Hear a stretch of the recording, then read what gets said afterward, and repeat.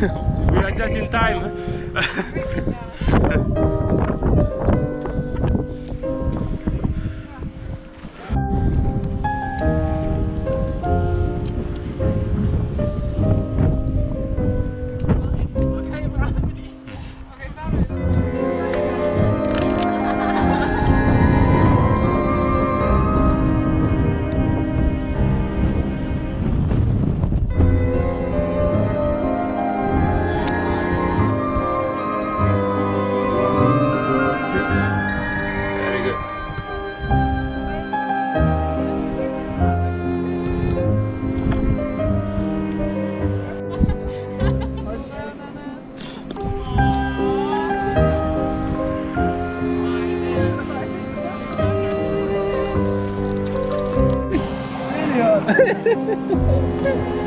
Maybe for the girl it's not hot when they prepare the cooking, huh?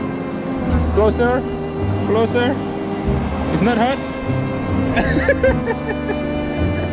Okay, like that. Okay, 1, 2.